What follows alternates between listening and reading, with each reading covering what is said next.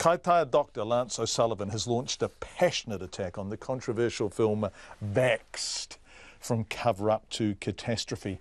The film alleges a cover-up of the claimed link between the MMR vaccine and autism. Both the link and the film have been widely discredited, of course. But the film was playing in Kaitaia on Monday night, and Lance O'Sullivan, New Zealander of the Year in 2014, took to the stage to dispute it and to challenge the people there to watch it.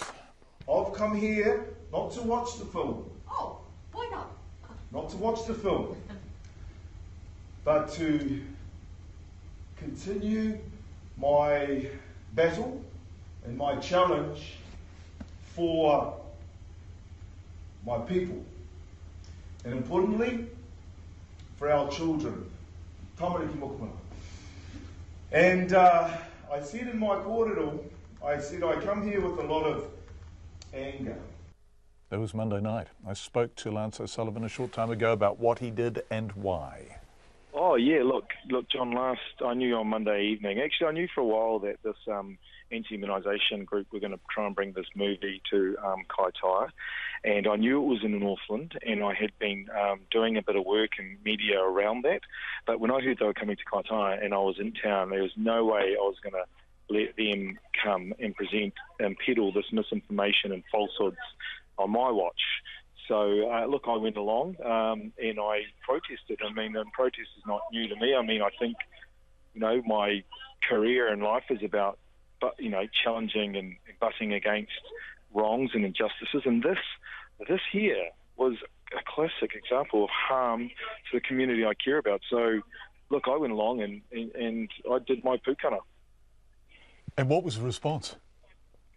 Oh, look, I actually walked out of the theatre after I challenged this person, and I told her, I said, you will cause harm, and the harm you will cause if we see reduction in immunisations because of your presence in this whole movement across the country, you'll be responsible for the deaths of children who will die from the vaccine-preventable diseases we try hard in our hospitals and our intensive care units around the country to save.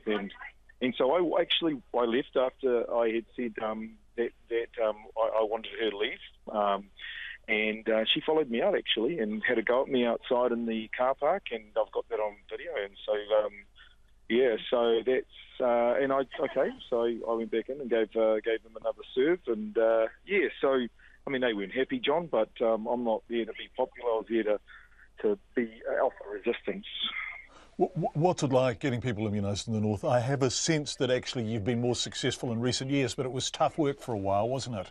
Look, mate, we've seen a reduction in immunisations, wow. And I have to say we've seen about a 5%, 6 to 7, somewhere between 5 to 7% reduction in immunisations in our part of the country, which is a vulnerable part of the country.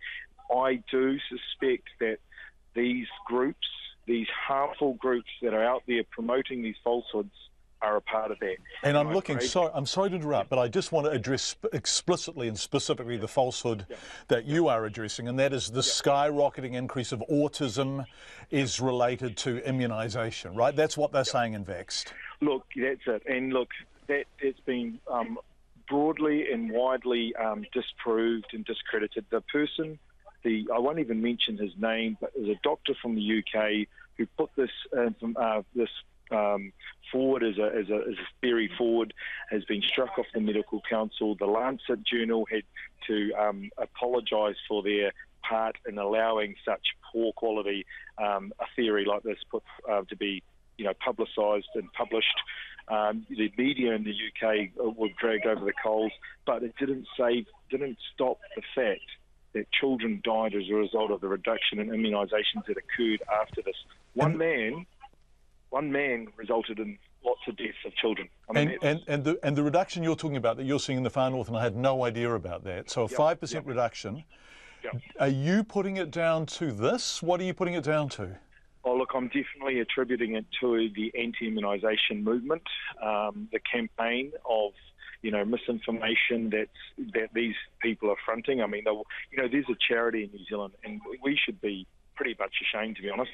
As a country, we allow a charity to receive tax exemption status, charitable status, that is actively trying to stop what evidence shows saves children's lives. And that would be like there's a charity in New Zealand that would be like saying someone campaigning against seatbelts and car seats for children. You know, this is how it's simplistic this is. These people are driving, these numbers of immunised kids down, and that's causing harm and that's causing deaths. And do you see that in your practice? Have you had patients sit opposite you say, no, I do not want you putting that needle into my child's arm? All the time, John, and I've literally cradled the body of a child doing its very best to die, okay? We are trying to save a child's life. We put it on a helicopter, it flies to Starship Hospital, its kidneys are failing, its heart's failing, its lungs are failing, all because we didn't put a bloody $7.50 pneumococcal vaccine into that child's eye.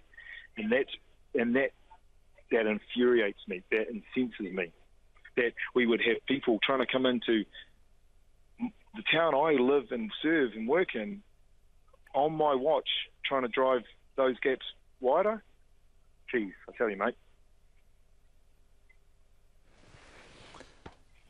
You've had some personal attacks on you since you did this, have you?